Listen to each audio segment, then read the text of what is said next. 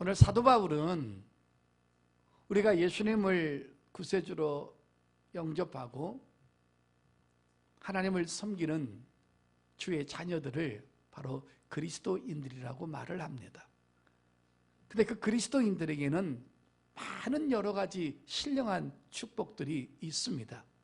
우리가 구원받은 것, 또 제사함 받은 것, 또 여러분 우리 몸속에 하나님의 성령께서 우리를 자리 잡고 오신 이런 것들은 어마어마한 축복인 것입니다. 불신자들은 도무지 이해할 수 없는 그런 축복들입니다. 그런 많은 축복이 우리 삶 속에 우리에게 있는데 오늘 특별히 오늘 본문에서 우리 그리스도인들에게 주어진 아름다운 특권이 두 가지가 또 있음을 우리에게 설명해 주고 있습니다. 오늘은 우리에게 주어진 이 특권, 오늘 사도 바울이 말해주는 이 특권에 대해서 두 가지 특권을 우리가 설명받으면서 하나님 앞에 또 큰 은혜를 받을 수 있기를 예수님의 이름으로 축복합니다.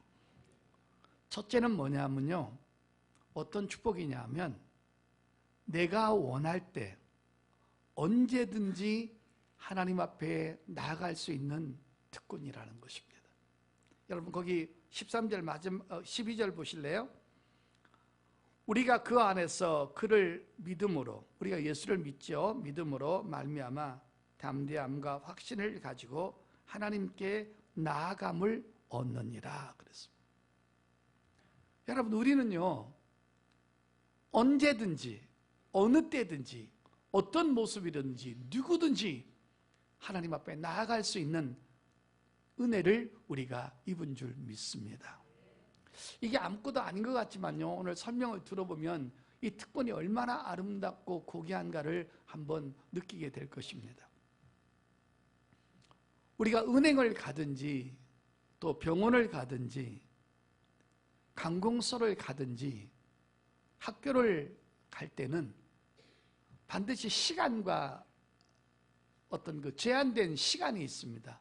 여러분 내가 마음대로 학교를 가는 것이 아니라 정해진 시간에 들어가서 또 정해진 시간에 나와야지, 내가 학교를 가고 싶다고 해서 일요일 날 갈 수 없습니다. 토요일 날 저녁에도 갈 수 없습니다. 성도 여러분, 우리는 이 세상을 살면서 비행기를 타보셨을 것입니다. 근데 여러분 김포공항 국제공항에 가게 되면 수백 대 수천 대의 비행기가 있는데요, 그 비행기가요 자기가 날고 싶다고 해서 마음대로 나는 거 아닙니다. 관제탑을 통하여서 이륙 준비를 하시고, 그러면 조종사가 이륙 준비를 하고 스타트를 하고 있다가 관제탑으로부터 신호가 옵니다. 자, 지금 이륙하세요. 그 관제탑으로 오는 그 통신을 받고 그 비행기가 이륙을 해야지, 그냥 이륙했다가는 모든 비행기하고 부딪혀가지고 큰 문제가 생긴다는 것입니다. 자, 착륙도 마찬가지입니다. 조종사가 이쯤이면 됐다, 내가 내려야 되겠다, 이렇게 해서 내리는 것이 아니라 비행기 고도를 낮추고 속도를 다 줄였다가 관제탑으로부터 통신을 옵니다. 자, 이제 착륙 준비를 하십시오. 그러면 그 소리를 듣고 착륙을 하고 그 시간에 맞춰서 착륙을 해야지, 그냥 착륙을 했다가는 모든 사람과 모든 비행기가 부딪혀서 큰 대형 사고를 일으키는 것입니다. 그러니까 비행기가 이륙할 때도 그렇고 착륙할 때도 그렇고 항상 그 신호를 받아야 되는 것입니다. 자기 마음대로 이륙하고 자기 마음대로 여러분 착륙하는 것은 아니라는 것입니다. 세상의 제도도 마찬가지입니다.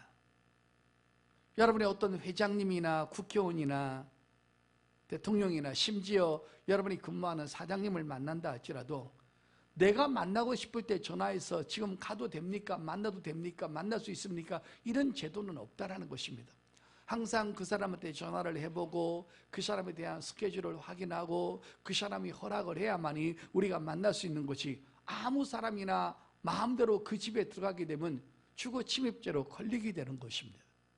모든 세상 제도가 마찬가지인 것입니다.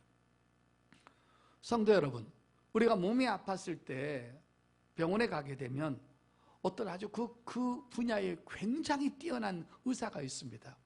그 의사를 만나서 검진을 받고 상담을 받고 수술을 하려면 그 의사가 맞춰주는 검진 날짜에 가야지 내가 지금 수술을 받고 싶다 해서 마음대로 수술을 받는 것은 아니라는 것입니다.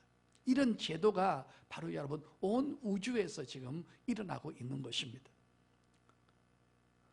여러분, 유능한 변호사, 유능한 의사를 만나려면 특진이라는 검사가 있고 특별 상담이라는 것이 있습니다. 이런 것들은 더 많은 돈을 내야 되고 더 많은 것을 지불해야 되는 것이지 아무나 그렇게 되는 것은 아니라는 것입니다. 여러분이 이 부족한 종을 만나러 오는 것도 여러분 제 시간에 맞춰서 저한테 여쭤보고 저하고 여러분하고 시간을 조정해서 만나는 것이지 아무 때나 제 집에 찾아온다고 해서 제가 여러분을 만날 수 있는 것은 아닌 것입니다. 저도 저 나름대로 스케줄이 있고 또 내가 바쁠 수도 있기 때문에 여러분이 아무 때나 찾아온다고 해서 내가 있다는 보장이 없다라는 것입니다. 이런 모든 것들이 우주에 일어나는 이 모든 제도가 바로 그런 제도인 것입니다. 성경에도요 그런 제도가 있습니다. 성경에 나와 있는 이 모든 왕들이 있거든요. 그 왕들을 만날 때는 여러분 잘 기억해 보십시오. 왕이 그 사람을 초청을 하고 왕이 그 사람과 만날 수 있는 의사를 보였을 때 그 왕의 시간에 맞춰서 그 사람을 만나는 거지, 만약에 일반 사람들이 왕이 허락도 없는데 왕이 승낙을 하지 않는데 자기 마음대로 찾아오면 그 사람은 그 자리에서 죽임을 당할 수밖에 없는 것이 그때 당시 제도였습니다. 여러분 한번 보실까요? 에스더서 4장 한번 열어보겠습니다. 에스더서 4장 8절입니다. 제가 읽겠습니다. 한번 자세히 보시길 바랍니다. 또 유다인을 진멸하라고 수산궁에서 내린 조서 초본을 하닥에게 주어 에스더에게 보여달라 하고 또 그에게 부탁하여 왕에게 나아가서 그 앞에서 자기 민족을 위하여 간절히 구하라 하니 하닥이 돌아와 모르드게의 말을 에스더에게 알림해 에스더가 하닥에게 이르되 너는 모르드게에게 전하기를 왕의 신하들과 왕의 각 지방 백성이 다 알거니와 남녀를 막론하고 부름을 받지 아니하고 안뜰에 들어가서 왕에게 나가면 오직 죽이는 법이요 오직 죽이는 법이요 왕이 그에게 금규를 내밀어야 살 것이라. 이제 내가 부름을 입어 왕에게 나가지 못한 지가 이미 30일이라 하라 하니라. 아멘. 성도 여러분, 저 보시길 바랍니다. 참 구약에 있는 그 부인들은 참 너무 슬픈 것 같아요. 이 자기 남편을 만나는데도요 남편이 오라고 해야 가지 자기 마음대로 갔다가 그 자리에서 죽임을 당하는 거예요. 하만이라는 사람이 괴략을 꾸며가지고 유다 민족을 전부 다 죽이려고 괴략을 꾸밉니다. 그것을 알고 있었던 모르드게가 자기 조카인 에스더에게 기별을 합니다. 우리 유다 민족이 다 하만의 괴략에 의해서 다 죽게 되었으니까 너는 너 왕에게 나가서 이 어려운 사정을 좀 구하고 이 민족을 좀 구하라고 그렇게 전가를 받습니다. 그때 에스더가 그 말을 듣고는 큰 난관에 부딪힌 거예요. 너는 가서 모르드게에게 전해라. 왕궁에 법이 있는데 내가 아무리 내 신랑이고 왕이라 할지라도 내가 만나고 싶을 때 마음대로 가서 만날 수 있는 그런 법이, 그런 권한이 나한테 없다. 그 왕이 나를 불러야만이 거기 가서 만날 때 그런 말을 해야 되는데 이거 문제가 심각하지 않느냐 라면서 자기에 있는 그 하소연을 하게 됩니다.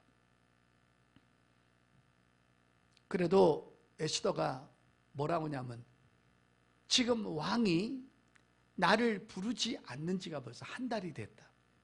나도 내 남편을 보지 못한 지가 한 달이 됐다. 언제 왕이 나를 부를지 모른다. 그때 에스더가 하나님 앞에 죽으면 죽으리라는 그런 금식을 한 다음에 그 명령을 어기고 왕이 부르지도 않았는데도 그 왕한테 나갑니다. 그때 하나님께서 이 왕의 마음을 움직여서 그 에스더가 그렇게 불쌍히 여기고 또 아름다운 마음을 갖게 해서 그에게 금 규빗을 전함으로 말미암아 그가 거기서 살림을 당하고 또 유다 민족이 사는 역사가 있었던 것입니다. 이렇게 제도가 이렇게 있는 것입니다. 근데 여러분, 일개 왕을 만나러 가는데도 허락 없이 만날 수 없는 거예요. 아무리 보고 싶어도 만날 수 없는 거예요. 왕이 자기를 초청하지 아니하면 갈 수가 없는 것입니다. 성도 여러분, 근데 우리가 섬기는 하나님은 어떤 분이십니까? 이런 왕들보다 수억만배 크신 만왕의 왕이시며 만주의 주이심을 믿으시기를 바랍니다. 제가 몇 달 전에 우리 교회 와서 기도하다가 토요일 날이었는데요, 시간을 모르고 제가 이 홈플러스 바로 앞에 이튼튼 치과를 다녀서 거기서 임플란트도 하고 또 이빨이 망가지면 거기서 수리를 하는데요, 기도하다가 가다가 그 이빨이 좀 아픈 것이 생각이 나서 그 치과에 올라갔더니만은 간호원이 죄송합니다, 영업이 끝났습니다. 의사 선생이 퇴근해서 지금은 진료할 수 없습니다. 그러길래 제가 돌아온 적이 있습니다. 여러분, 치과라 하더라도요, 내 마음대로 가는 게 아니에요. 시간을 지켜야 되고 절차를 지켜야 되고 기다려야 되고 예약된 것이 아니면 그 시간에 가서 그분을 만나서 치료할 수가 없는 것입니다. 근데 여러분, 우리가 예수 믿고 구원을 받으면 그 만왕의 왕이신 하나님이 누가 되냐면 우리의 친아버지가 되십니다. 근데 그 아버지는 시간과 관계없이, 날짜와 관계없이, 요일과 관계없이, 어떤 조건과 관계없이 그분에게 약속해서 미리 정하지 않았다 할지라도 우리는 아무데나 가서 그분을 만날 수 있다는 특권이 바로 우리에게 주어져 있다는 것입니다. 이게 얼마나 큰 축복입니까? 할렐루야. 제가 몇 년 전에 여의도 순복음교회 장로님 권사 세미나를 한 적이 있습니다. 그런데 그때 조인교 목사님을 가장 최측근에서 38년간 모셨던 장로님 한 분이 계신데, 제가 강사로 가서 식사를 하는데 자기가 모시는 담임 목사님 조인교 목사님을 말하면서 자기가 가장 그 목사님을 모시면서 가장 부러울 때가 있었다는 거예요. 그게 뭐냐면, 외국에 나가면 조 목사님 호텔을 잡아주고 그 다음에 그 앞에서 몇 분의 장로님들이 조 목사님을 경호한다는 것입니다. 아무데나 그 방에 들어갈 수 없고 또 그 방에 또 괴한이 침입할 수가 있기 때문에 그 멀리까지 와서 복음을 전하러 오신 그 목사님을 지켜야 되기 때문에 항상 그 목사님을 교대로 지키는 그런 의전들이, 경호원들이 한 10명 가까이 있다라는 것입니다. 그래서 혹시 누가 들어오면 어디서 왔냐 물어보고 또 자세히 알아보고 신원이 확인돼야만이, 또 그리고 또 다 확인된다 하더라도 우리 목사님하고 선약을 하셨고 약속을 하셨습니까? 물어봐야 되고, 그렇게 돼서 약속한 사람만 거기 목사님을 만날 수가 있다는 것입니다. 그런데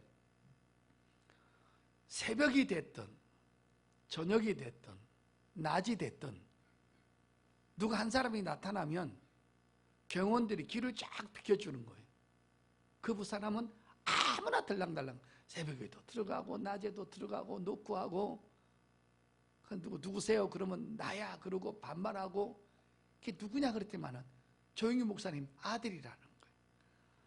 아들은 그렇게 자유로울 수가 없다라는 거예요.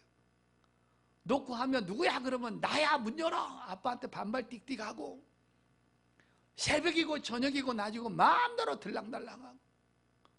한 번은 목사님 부흥회 끝나고 옷을 받아 들고 가방을 들고 호텔 숙소로 들어갔는데 아들이랑 같이 갔대요.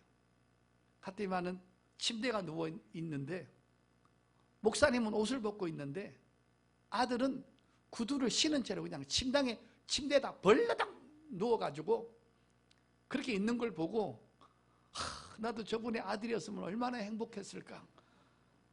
아무데나 들어갈 수 있고 아무데서나 그냥 누울 수 있고 그냥 아빠한테 막 그냥 자기 동생 부르듯이 아빠 물 좀 떠다 와 갖고 와 마음대로 시키고. 그 아들이 그렇게 부럽더라는 거예요. 아들이 아버지 찾아가는데 무슨 상담할 시간이 필요합니까? 예약할 필요가 있습니까? 그냥 아무데나 들락달락 하는 것입니다. 사랑하는 성도 여러분, 우리가 예수를 믿음으로 말미암아 우리가 하나님 아버지를 아빠 아버지라 부를 수 있습니다. 여러분 무슨 급한 일 생겼습니까? 어려운 일 생겼습니까? 아프십니까? 환난에 처해 있습니까? 이거는 묻지도 않고 따지지도 않고 우리는 언제나 하나님 앞에 찾아나와서 기도할 수 있고 도움을 청할 수 있는 관계가 바로 우리와 하나님과의 관계인 줄 믿습니다. 이게 얼마나 복된 관계입니까?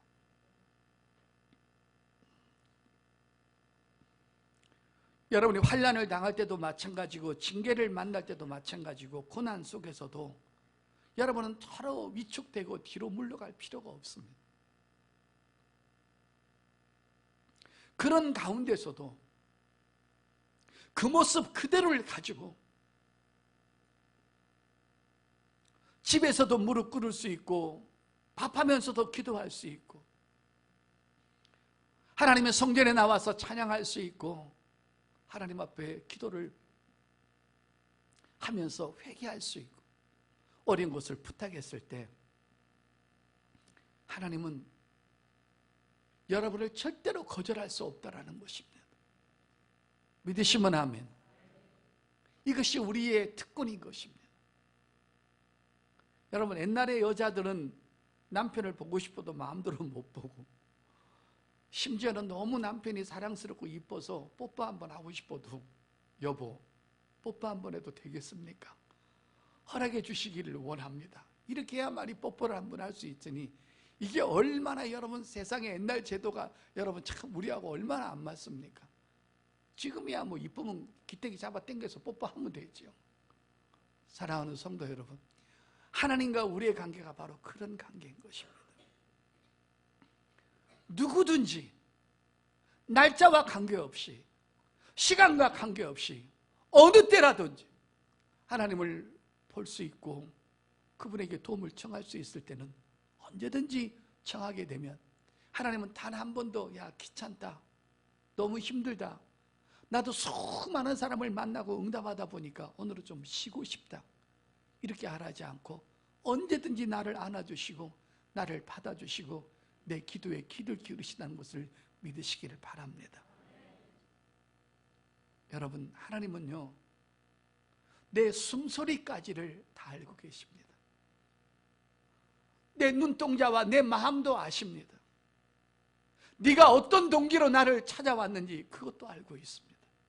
네가 얼마나 급한지 네가 얼마나 억울한지 네가 얼마나 두려운지 네가 얼마나 고통 속에 있는지 내 눈동자와 내 숨소리만 들어도 그분은 나를 알고 계시고 나를 언제든지 도와줄 것을 믿으시기를 바랍니다. 누가복음 18장에 한 가부가 억울한 일을 당했습니다. 재판장을 찾아갔는데 갈 때마다 재판장이 없는 겁니다. 갈 때마다 앞에서 문전박대를 당하고 돌아오는 것입니다. 나의 억울한 일을 그 재판장이 아니면 해결할 수가 없길래 그 사람 딱 하나만이 나를 도와줄 수 있는데 성경은 이렇게 말합니다. 그는 가부이고 그 사람의 문제를 해결한다 하더라도 그를 통하여서 많은 물질도 수수료도 받을 수 없고 도움을 받을 수 없으니까 하찮게 취급해서 다 돌려보내고 빠꾸하고 없다 그러고 주무신다 그러고 외출했다 그러고 늘 그렇게 거절당했던 한 가부가 나오는 것을 볼 수 있습니다.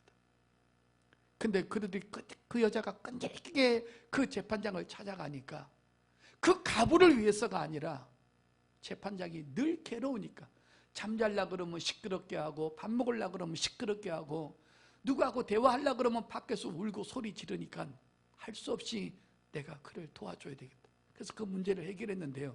그 문제를 해결하는 것은 그 여자 때문이 아니라 자기가 귀찮아서 해줬다라고 성경은 말하면서 뭐라고 그러냐면 내가 주님 앞에 찾아오는 그 믿음을 가진 자의 그 소원을 내가 들어주지 않겠느냐라고 누가복음 18장에서 말씀하신 일이 있습니다. 성도 여러분, 나병 환자가 길거리에서 주님을 찾아왔습니다. 백부장이 길거리에서 자기 하인을 고치기 위해서 찾아왔습니다. 수르보네 여인이 자기 딸을 고치기 위해서 소문을 듣고 주님 앞에 찾아왔습니다. 그리고 그의 옷에다가 손을 대기만 했습니다. 혈루증 여자가 옷에 손을 대기만 했습니다. 간질병을 앓는 한 아들을 둔 아버지가 주님 앞에 찾아와서 그런 주님을 만난 적도 없고 주님 앞에 예배한 적도 없고 주님을 바로 아는 신앙 고백도 없는 사람들이었습니다. 그런데 주님 앞에 찾아 나와서 도움을 청하니까 처음 본 그들에게도 하나님이 도와주시는 그 자비하신 주님을 여러분 발견하시기를 바랍니다. 우리는 우리 속에 주님을 모시고 내 안에 성령님을 모시고 하나님의 언약의 말씀을 갖고 믿음을 가지고 주 앞에 찾아오는데 하물며 그런 믿음을 가지고 찾아 나온 저와 여러분을 단 한 번도 거절하지 아니하시고 늘 도와줄 마음을 갖고 계신 그분을 생각하셔서 여러분 힘들고 어려울 때마다 늘 주 앞에 찾아오셔서 그분께 도움을 청하는 저와 여러분 될 수 있기를 예수 이름으로 축복합니다. 언제든지 그분은 24시간 문이 열려 있다는 것입니다. 너는 내게 와서 나를 찾고 너는 내게 와서 내게 구하고 너는 내게 와서 나를 간절한 마음으로 찾아라. 그럼 내가 너를 만나줄 것이며 내가 너를 안아줄 것이며 내가 너를 보호해 줄 것이며 너에게 피할 것을 주시겠다고 성경에 약속하셨으니 오늘 이 말씀을 붙잡고 늘 주 앞에 찾아 나오는 저와 여러분 될 수 있기를 예수 이름으로 축복합니다. 죄가 있으면 죄 있는 모습 그대로, 연약하면 연약한 모습 그대로, 환난을 당했으면 환난 당한 그대로 주 앞에 찾아와서 주여 내가 환난 중에 있나이다 나를 도와달라고 하면 주께서 그 환난을 통해서 주시고자 하는 메시지를 주실 것이고 그 환난을 통해서 피할 길을 주시고 그 환난을 통해서 크신 하나님을 여러분에게 보여주실 줄 믿습니다. 내가 예수를 믿는다는 거, 언제나 하나님을 찾을 수 있다는 이 놀라운 축복이 저하고 여러분에게 있음을 또 한 번 믿으시기를 바랍니다. 성도 여러분, 에베소서 3장 또 한 번 열어보겠습니다. 우리가 받은 특권 또 한 가지가 있는데요. 자, 에베소서 3장 12절을 또 한 번 보겠습니다. 하나님께 언제나 조건 없이 나갈 수 있는 그 특권이 있고요. 그 다음에 두 번째는 12절 보겠습니다. 우리가 에베소서 3장 12절입니다. 우리가 그 안에서 그를 믿음으로 말미암아 담대함과 확신을 가지고, 이 담대함이라는 말씀이 또 한번 나와 있습니다. 저 보시길 바랍니다. 우리 하나님의 자녀들에게 주어진 특권 하나가 바로 이 담대함이라는 특권인데요. 여기서 이 담대함이라는 특권은 무슨 말이냐면 언제나 자유함을 얻는 축복을 말하는 것입니다. 우리가 예수 그리스도 안에 있고 하나님을 섬기면 우리는 하나님 앞에 언제든지 자유함이 있다는 것입니다. 늘 그분 앞에 자유함 속에서, 담대함 속에서 그분 앞에 찾아갈 수 있는 축복이 있다는 것입니다. 우리 모든 성도들은 예수 그리스도를 믿음으로 말미암아 법적으로 의롭다함을 얻은 자녀들입니다. 우리 성도들이 아무리 신앙생활을 잘하고 기도를 많이 하고 성령 충만함을 얻는 상태에서 우리가 삶을 살아간다 할지라도 우리에게 남아있는 성품의 죄, 또 육신의 죄, 이런 것들은 완전히 탈피할 수가 없는 것입니다. 죄를 줄일 수는 있고 어느 정도 그 죄를 짓는 그 강도가 약해질 수는 있지만 이 말씀을 전하는 목사인 나부터 여러분이 이르기까지 난 앞으로 전혀 죄 안 질 거야. 나는 죄와 상관없어. 나는 타락하지 않을 수 있다라고 말할 수 있는 사람은 단 한 사람도 없을 것입니다. 우리 눈만 뜨면 여전히 눈으로 죄짓고 마음으로 죄짓고 행동으로 죄짓고 입술로 죄짓는 이런 것들이 있습니다. 여러분이 조그만 이 초등학교 3학년짜리 내가 어제 여기서 기도하고 나가는데 식당에서 떡국을 먹고 있더라고요. 그래서 떡국을 먹고 있는데 우리 이양복 권사님이 목사님 떡국 좀 드시라고 해서 떡국을 조금 주길래 떡국을 먹었습니다. 그리고 떡국을 먹고 나가려고 하는데 초등학교 2학년, 3학년짜리가 이 크리스마스 행사 때문에 온 거예요. 그 여자아이가 둘이 왔어요. 여러분 그 아이들이 얼마나 당돌한지 요새 애들이 그렇게 당돌해요. 딱 앉자마자 우리 떡국 좀 주세요. 그러니까 배고파 그랬더만 아침도 안 먹었어요. 떡국 주세요 그래. 그래서 내가 이양복 권사님한테 떡국 좀 갖다 주라고. 그래서 이양복 권사님이 떡국 2그릇 갖고 왔더니만 딱 보더니만 김치도 좀 갖고 오세요 그래. 그래서 김치 갖고 오라고. 애들이 떡국을 다 먹었어요. 근데 옆에 보니까 조그만한 그 까자가 이게 먹다 남은 것이 그릇에 8개가 있더라고요. 내가 씌어봤어요. 8개예요. 동글동글하니까 금방 보이더라고. 그래서 밥 먹은 애들한테 야 이거 너희들 먹어라 그랬더니만은 그렇게 이쁘고 착하게 생긴 애가요 이거 먹으라 하는 순간에 팍 다가와가지고요 6개를 훔쳐가는 거예요. 그리고 뒤에 동작이 늦은 애는 2개를 못 먹는 거예요. 2개밖에. 그러니까 그걸 갖고 좀 더 달라고 싸우는 거예요. 그렇게 착한 아이가 죄악을 지을 수 있는 환경을 만나니까 갑자기 눈이 돌아가가지고 6개를 짚고 도망가 버리는 거예요. 이게 인간인 거예요, 여러분. 내가 아무리 착하고 선하게 사는 것 같아도요 가만히 방구석에 혼자서는 죄를 안 져요.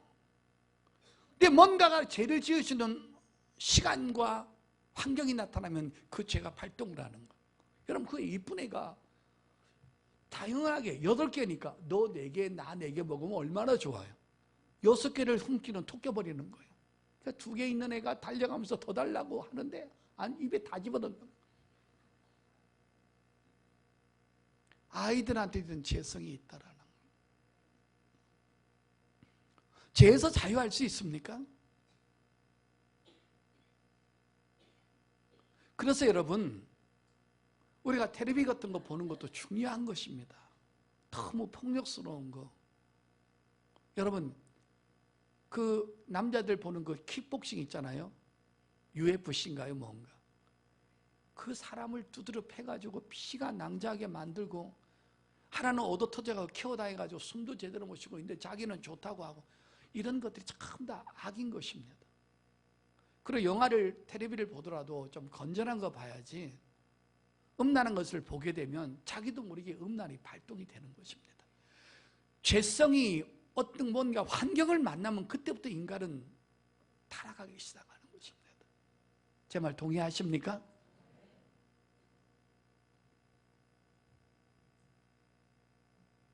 우리는 여전히 눈으로 마음으로 생각으로 입술로 행동으로 마음으로 끊임없이 죄가 솟구치는 것입니다. 그러다가 여러분 기도하지 않고 마귀한테 속게 되면 우리는 어느 날부터 그 죄를 짓게 됩니다. 그럼 여러분 죄를 짓게 되면 어떻게 되나요? 이런 것들이 우리한테 밀물듯이 다가옵니다. 바로 양심의 고통이 있는 것입니다. 그 다음에 율법의 정죄가 오는 것입니다. 하나님의 말씀을 갖다 들이대는 것입니다. 네가 그러고도 집사가 안 집사야? 네가 지금 음란한 프로그램을 보고 네가 그러고도 안 집사야? 네가 장로야? 양심의 고통이 있는데도 막 하나님의 율법은 그냥 막 갖다 들이대는 것입니다. 그 다음에 다가오는 게 뭡니까? 마귀의 참소입니다. 너 오늘 기도하지 마. 너 내일 예배에 나가지 마. 너 오늘 실컷 눈으로 마음으로 음란한 거 보고 너 안 본 데서 수많은 범죄하고 술 먹고 타락하고 있다가 너 그러고도 교회 나가면 하나님 너 너무 가증스러워서 너 예배 안 받아. 너 그러고도 양복 입고 조용히 기도하고 아무렇지 않은 척 하지. 양심의 고통과 율법의 정죄와 마귀의 참소가 막 끊임없이 솟구치는 것입니다. 그때 우리는 또 다시 한번 정신을 차리고 하나님 앞에 참회를 하고 회개를 합니다.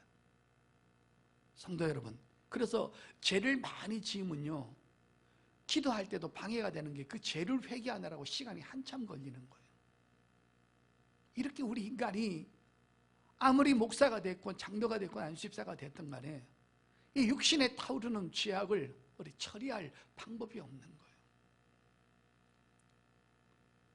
그때마다 하나님의 성령께서 또 우리에게 은혜를 주십니다. 회개할 마음을 주시고 참여할 수 있는 기회를 주시고 하나님 앞에 나와서 회개할 수 있도록 또 성령께서 우리에게 은혜를 부어주시는 줄 믿습니다. 그럼 우리는 회개하는 것입니다. 자, 여러분 보겠습니다. 요한일서 1장입니다. 자, 요한일서 1장 7절입니다. 찾으셨으면 아멘. 그가 빛 가운데 계신 것 같이 우리도 빛 가운데 행하면 우리가 서로 사귐이 있고 그 아들 예수의 피가 우리를 모든 죄에서 깨끗하게 하실 것이요. 만약 우리가 죄가 없다고 말하면 스스로 속이고 또 진리가 우리 속에 있지 아니할 것이요.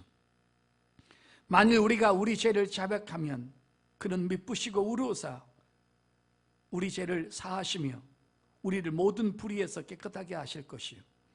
만일 우리가 범죄하지 아니했다면 하나님을 거짓말하는 이로 만드신 것이니 또한 그의 말씀이 우리 속에 있지 아니하니라. 아멘. 여러분, 하나님은요, 여러분 이 말씀 잘 들어보십시오. 주님이 이 땅에 오셔서 뭐라고 말씀하셨냐면 내가 원래 깨끗하고 아무 죄 없는 의인을 만나러 온 것이 아니라 내가 죄인을 불러서 회개시키러 왔다고 말씀하는 것입니다. 우리가 원래 죄인인 것을 알고 오신 것입니다. 할렐루야. 그 죄의 강도가 차이는 있지만 하나님 앞에 섰을 때 죄 없는 인간은 단 한 인간도 없다라는 것입니다. 할렐루야. 그러면 오늘도 우리가 예배 시간 전에 참회 기도를 하는 이유가 뭡니까? 하나님, 오늘도 내가 유튜브를 통해서 텔레비를 통해서 음란한 것을 보았고 음란한 생각을 했고 다른 사람을 다른 사람을 향해서 거짓말했고 내 눈을 흘겨서 그 사람을 미워했고 욕하고 분노내었고 혈기를 내었고 수많은 죄악들이 우리 마음속에 있습니다. 그거 예수 피를 의지하고 진정으로 회개하고 하나님 앞에 내가 죄인 것을 토해내면 예수 그리스도의 피가 우리를 깨끗이 또 씻겨주신다는 것입니다. 이런 담대함이, 이런 자유함이 우리에게 있어야 한다는 것입니다. 할렐루야. 마귀한테 속지 말라는 것입니다. 토요일날 저녁까지 좀 못된 짓을 하고 나쁜 짓을 했다 할지라도 마귀의 참소와 공격을 받아서 KO 당해가지고 오늘 교회 안 나가. 그러지 말라는 것입니다. 믿음이라는 것은 내가 주님의 십자가의 피로 내가 의인된 것을, 내가 합법적으로 의인이 된 것을 끝까지 유지하라는 것입니다. 할렐루야. 그래서 우리는 하나님 앞에 회개하는 것입니다. 그래서 회개를 아끼지 말아야 되고, 회개를 뒤로 멈추지 말아야 되고, 우리가 회개를 사랑하고 회개함으로 통하여서 내 마음에 담대함과 자유를 가지고 또 하나님 앞에 찬양하게 될 줄 믿습니다. 이것이 우리에게 주어진 하나님의 놀라운 축복이라는 것입니다. 할렐루야. 자, 여러분, 제가 은혜스러운 말씀 하나 더 찾겠는데 보겠습니다. 시편 32편 보실래요?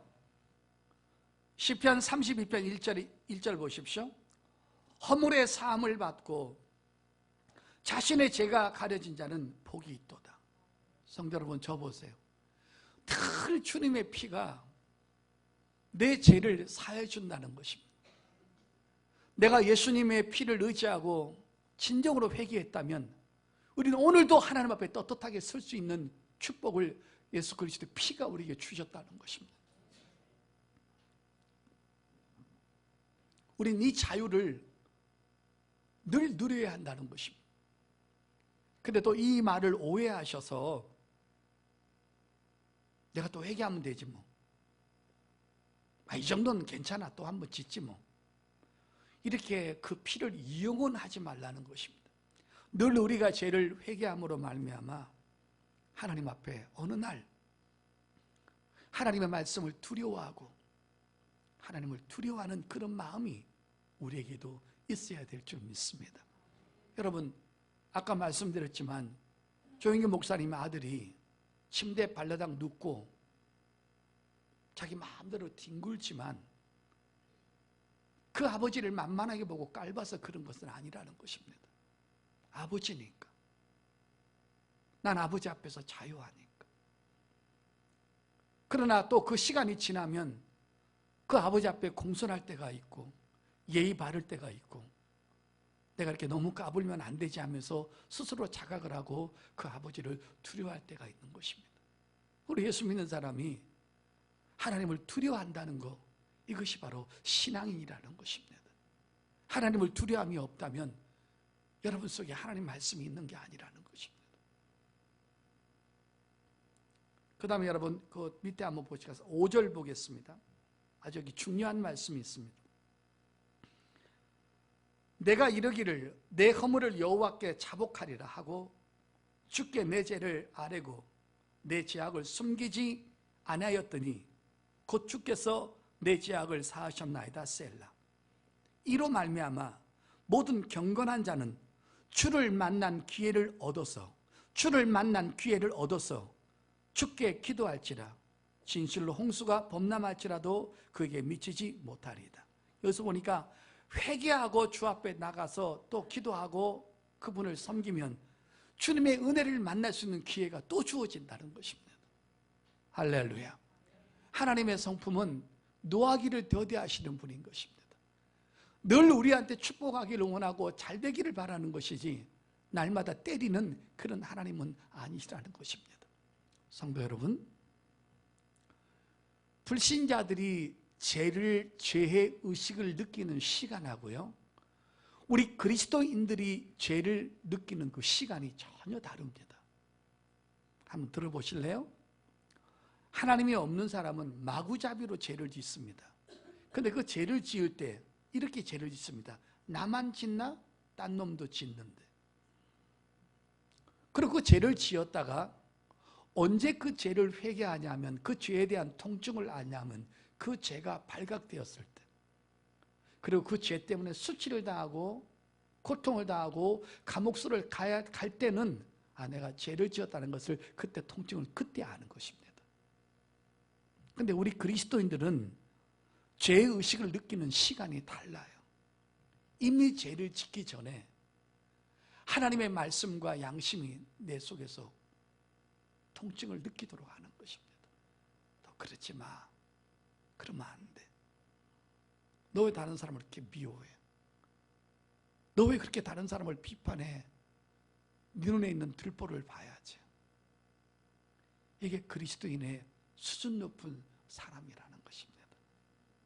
우리는 그 통증의 죄의식을 순간순간 느낄 수 있다는 것입니다.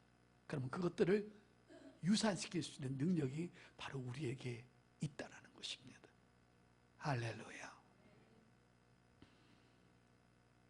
모세도 과거의 살인자였습니다. 다윗은 음란한 짓을 했고 바세바를 데리고 와서 윤관하고 자기의 충신인 사람을 일부러 죽인 가정 파괴범이었습니다. 바울도 스데반이 죽을 때 그를 죽는 것을 타당하게 생각하고 속으로 너는 잘 죽었다라고 말을 했던 그런 악독이 그에게 있었던 것입니다. 요나도 마찬가지고 하나님의 복음을 거부하고 사명을 거부하고 니느웨를 안 가다가 물고기 뱃속에 들어간 적이 있습니다. 그들과 우리가 다를 것이 전혀 없습니다. 그러나 그들에게 위대한 점은 그런 죄를 깨닫고 주님 앞에 침상을 흘리면서까지 회개했고 그 죄를 짓지 않으려고 노력했던 부분이 바로 그들의 삶이었습니다. 성도 여러분, 우리가 아무리 실수를 하고 죄를 짓고 타락한다 할지라도 진정으로 하나님을 두려워하고 내 잘못을 인정하고 회개한다면 오늘도 그리스도의 피가 내 속에서 담대하게 자유를 주어서 또 한 번 하나님 앞에 은혜 받는 기회를 줄 믿습니다. 연약한 나, 실패한 나를 오늘도 성령께 붙잡혀서 기도하면 그 성령은 나를 변화시켜 주고 또 기회를 주시고 은혜를 주시고 회복시켜 주고 치료해 주셔서 하나님의 사람으로 또 우뚝 서서 믿음의 행진을 할 수 있도록 은혜를 주시는 줄 믿습니다. 성경 마지막 찾겠습니다. 히브리서 4장입니다. 히브리서 4장 16절. 그러므로 우리는 긍휼하심을 받고 때를 따라 돕는 은혜를 얻기 위하여 은혜의 보좌 앞에 담대히 나아갈 것이니라. 아멘. 여기서 에베소서 읽었던 담대함과 히브리서 나오는 이 담대함이 같은 뜻입니다. 이게 바로 죄사함을 받은 자유요, 그리스도의 피가 나를 끝까지 하나님 앞에서 세워지는 놀라운 자유의 힘인 것을 믿으시길 바랍니다.